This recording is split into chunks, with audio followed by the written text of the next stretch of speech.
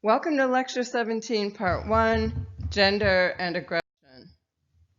Gender researchers talk a lot about how sexism is embodied, focusing on sexual objectification and how, despite the success of the women's movement, women do not yet have enough power to control their own image in the media. Consequently, being chronically exposed to unattainable beauty ideals causes women to objectify their own bodies and view them from the standpoint of a critical observer. And that, in turn, can lead to depression, anxiety, and eating disorders. So when you view your body from the standpoint of a critical observer, then you are experiencing self-objectification, and thanks to self-objectification, it's now normative for young girls to report hating their own bodies. Sexual objectification also afflicts gay men who, like women, are the target of the male gaze. Like women, gay men are pressured to meet unrealistic standards, and they're at risk for being anxious about their appearance, leading to the same outcomes: depression, anxiety, and eating disorders. So what happens to women can also happen to men by a similar route: self-objectification. What about straight men? Most of the research that has investigated them, they typically are used strictly as the comparison group. And what the findings show is that straight men report lower levels of body shame and self-objectification compared with women and gay men. However, as the research I'll present today suggests, this is a mistake. We need to start paying more attention to men's attitudes towards their own bodies. For their own well-being and for the sake of women, researchers need to treat straight men's attitudes towards their bodies as a topic of vital importance. So there's a bit of a feminist double standard, right? This is Barbie. Throughout the years, she's been the center of much controversy because feminists claim she represents an unrealistic, unhealthy, and unfair standard of beauty, leading to a crisis for young girls and their self-esteem. But this is He-Man. Unrealistic standards for men have worsened considerably over time. Consider just two examples. In 1952, Superman had a realistic body. Not anymore. Or compare G.I. Joe action figures in 1964 to those that little boys see today. So no wonder men's body esteem has been slipping over time. Surveys indicate that 50 to 71% of male undergraduates are dissatisfied with their bodies, and that 90% desire to be more muscular. And research suggests that being constantly bombarded with images of idealized bodies helps to explain why.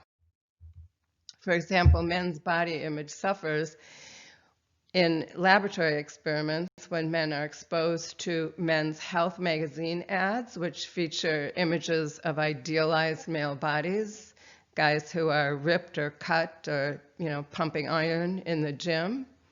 But it also suffers when men are exposed to magazine ads featuring idealized female bodies, which are typically very thin and yet curvy. So this is important research because if it was understood that sexualizing women actually undermines men, undermines their confidence in themselves, it might curb the chronic use of women as sex objects to sell absolutely everything. So this research finds specifically that after viewing sexualized women in magazines, men reported viewing their own bodies as frail and scrawny compared with control men who did not see such images. So here's an example of the type of outcome measure that is used, where guys indicate the similarity between their own body and the figure that you see on the screen. So men chose scrawnier bodies and women chose heavier bodies to represent themselves after viewing sexy female models in magazines. As a result, given how prominent these sexualized images are, men, like women, may be at risk for developing chronic body shame. So just as it has become normative for women to hate their bodies, men may also get to that point. What might be the consequences for women of male body shame? Question I have for you: when you think of rapists, what type of men comes to mind? Are they big? Are they small? Are they strong? Are they weak? Do you think they would score high or low on measures of masculine identity? And what about their self-esteem? Students often conjure up images of male athletes when they think about the prototypical rapist. And that's maybe because the sexual misconduct of athletes is often well publicized.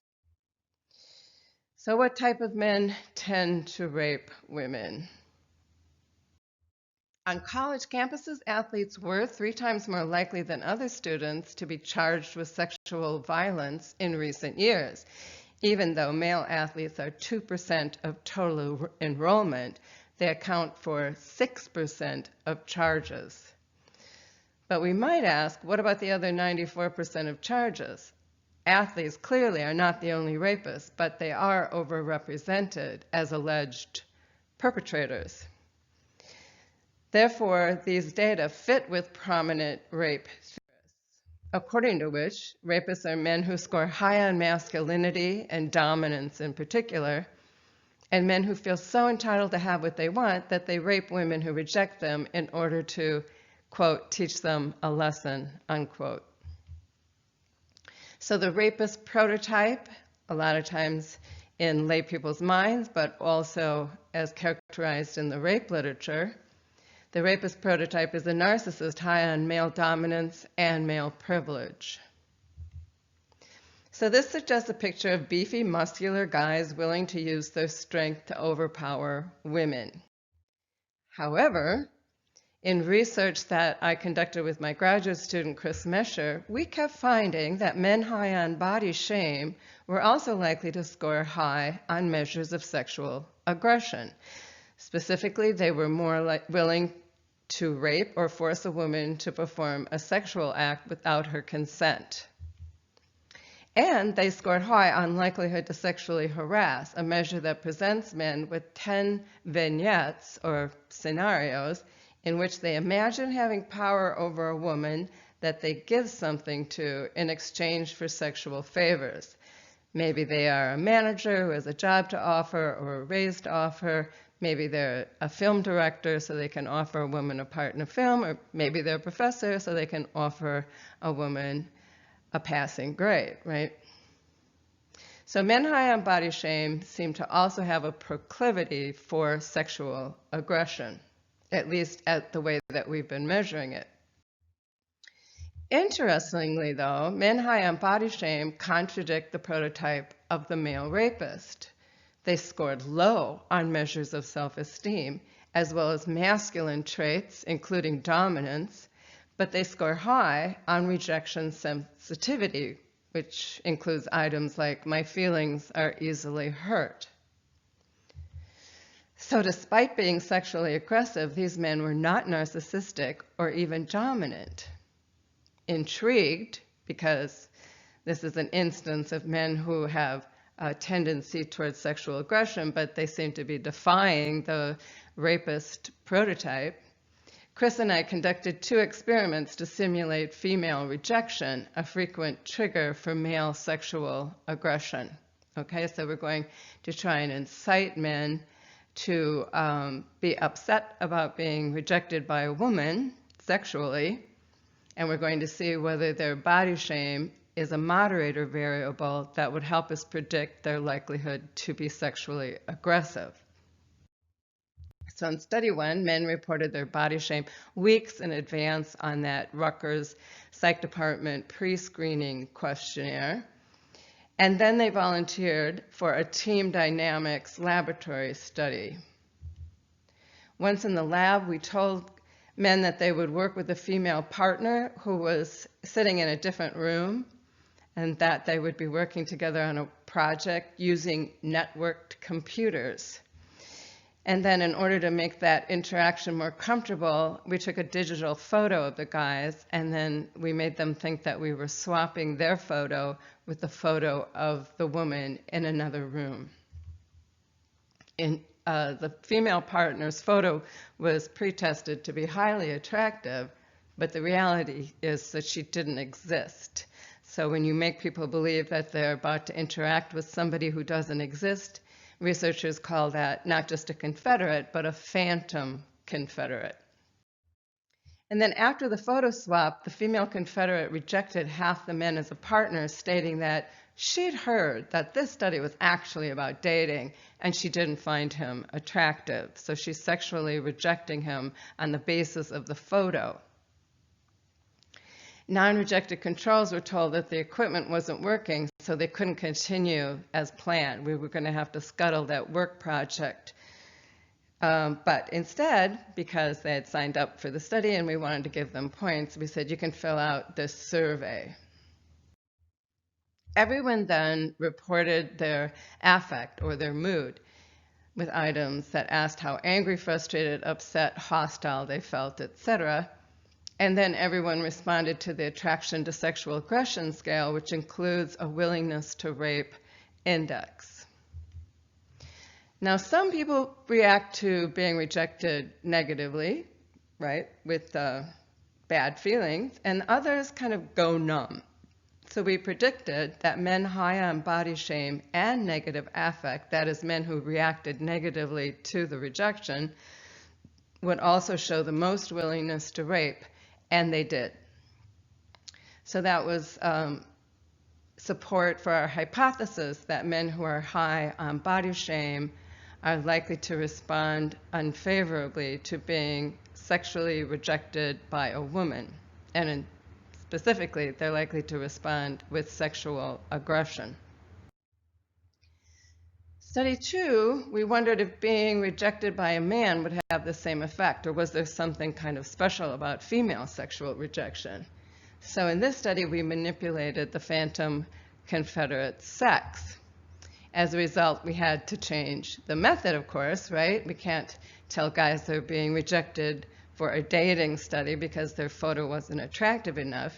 So this time, we had to tell them that they were being rejected to work together on a project with the Confederate for, quote unquote, being gay.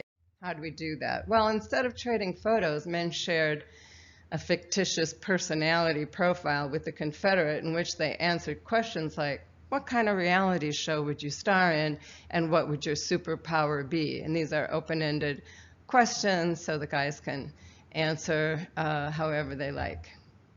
It didn't matter how they answered, though, because half of them were randomly assigned to be rejected because the Confederate said, he sounds gay, and if he's gay, we won't do well as a team. So just as in study 1, the other half of men in the study were control men who were not rejected because, once again, we told them technical difficulties meant that you can't interact with this stranger in the other room. But then everyone filled out the same mood survey right now. Do you feel angry, upset, hostile, for example? And then after that, they completed a different measure of sexual aggression because we wanted one that was based on behavior rather than self-reports. And it's very tricky to try to study rape in a laboratory study. As you can imagine, ethics would prevent you from getting anywhere near actual sexual aggression. But as a proxy for that, we came up with the rape behavioral analog. So for this rape behavioral analog, men are obliged to choose between two pictures, supposedly to help us decide which ones to repeatedly show to women in an upcoming project. So this is a ruse. This is a cover story. There's no such upcoming project, but we had to give them an excuse for why we were asking them to choose between two photos. The pictures then depicted either male on female sexual aggression or just male aggression. Okay, so we're going to control for a possible liking for aggression in general, and specifically ask guys to choose between a sexually aggressive photo or one that just shows So here are sample stimuli. Occasionally we lucked out and we could even use the same product, like the Dolce & Gabbana set of ads, where on the left-hand side, guys are supposedly engaging in a gang rape of a woman, and on the right-hand side, the victim is male. And then we tried to control for things like body position and so on and so forth. So there were like 17 trials. So what we found is rejected men high on body shame and who reacted negatively to being called gay scored the highest on the rape behavioral analog, but only if the confederate was female. Because being rejected by a guy did not incite sexual aggression, it seems that there's something especially triggering about female rejection. So this lines up with real life, right? In November 2019, you might remember this story. Ruth George, an honors student in Chicago, was raped and murdered by a stranger because she did not respond to his catcalls. According to the police report, the murderer said he was angry at her for rejecting him, but she was just trying to get home. Or take the case of Elliot Rogers. Just as our study was being published, he massacred several students at UC Santa Barbara, mostly women, but also a couple of men were caught in the crossfire, and they died also. In a video, which he made while sitting in his car, he explained his motive. He was an incel, meaning an involuntary celibate, a man who wants to have sex but is denied sex because women aren't attracted to him. So he was an incel who was sick and tired of being sexually rejected by women, and he lashed out with assassination. So although rapists are stereotyped as macho, our work suggests that men high on body shame whose feelings are easily hurt may also retaliate against women who reject them. Why? Recall that men high on body shame are also low on masculine traits like dominance, and they seem to have poor self-esteem. So maybe men high on body shame are rapey, as Chris likes to call it, because they are insecure about their masculinity, and as a result, they lash out with aggression in order to defend their masculinity. In other words, men high on body shame may suffer from a chronic form of masculinity threat. And if that's true, then these findings can be synthesized with a prominent social psychological theory about men and aggression called precarious manhood theory.